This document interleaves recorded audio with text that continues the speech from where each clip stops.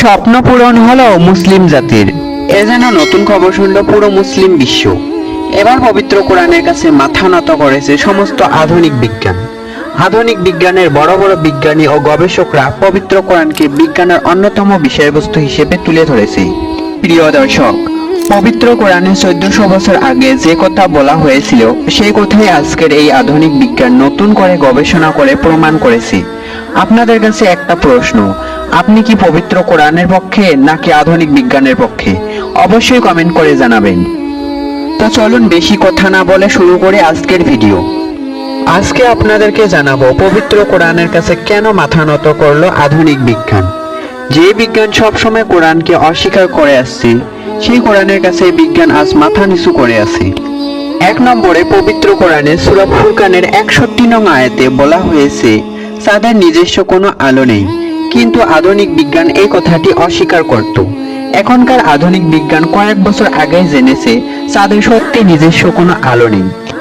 2 নম্বরে পবিত্র কোরআনে সূরা কিয়ামার 3 ও 4 নং আয়াতে বলা হয়েছে মানুষের আঙ্গুলের ছাপ দিয়ে মানুষকে আলাদাভাবে শনাক্ত করা সম্ভব, যা আজকের আধুনিক বিজ্ঞান প্রমাণ করেছে, এবং এর প্রধান সাক্ষী আমরা নিজেই। আজকাল সমস্ত ডকুমেন্টে নিজেদের আঙ্গুলের ছাপ ব্যবহার করতে হয়। 3 নম্বরে আধুনিক বিজ্ঞান যে বিগ ব্যাং থিওরি আবিষ্কার করেছে তার বয়স মাত্র 40 বছর, কিন্তু পবিত্র কোরআনে সূরা আম্বিয়ার 30 নম্বর আয়াতে একথা বলা হয়েছে আরো 1400 বছর আগে। 4 নম্বরে পানিচক্রের কথা বিজ্ঞান জেনেছে বেশি দিন হয়নি, কিন্তু সূরা জুমার 21 নং আয়াতে 1400 বছর আগেই পানিচক্রের কথা বলা হয়েছে।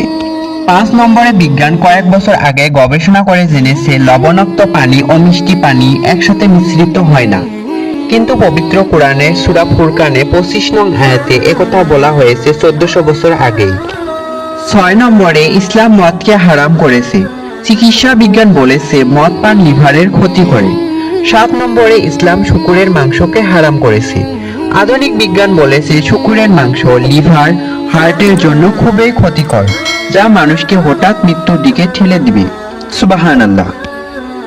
9 নম্বরে বিজ্ঞান বলেছে একটি শিশু যখন গর্ভে থাকে তখন সে আগে কানে শোনার যোগ্যতা পায়, তারপর পায় চোখে দেখার, কিন্তু এই কথা পবিত্র কোরআনে বিস্তারিত আলোচনা করে প্রমাণিত হয়েছে। পবিত্র কোরআনে সূরা সিজদা এবং সূরা ইনসানের 2 নং আয়াতে বিস্তারিতভাবে বলা হয়েছে। 10 নম্বরে পৃথিবী দেখতে কেমন। একসময় মানুষ মনে করত পৃথিবী দেখতে লম্বাটে, কেউ ভাবতো চ্যাপ্টা, কেউ ভাবতো সমান্তরাল, কিন্তু পবিত্র কোরআনে 1400 বছর আগে জানিয়ে দেওয়া হয়েছে পৃথিবী দেখতে অনেকটা উট পক্ষীর ডিমের মতো গোলাকার এবং সমতল নয়। পৃথিবীকে সমান্তরাল রাখার জন্য তার উপরে রাখা হয়েছে বড় বড় পাহাড় ও পর্বত।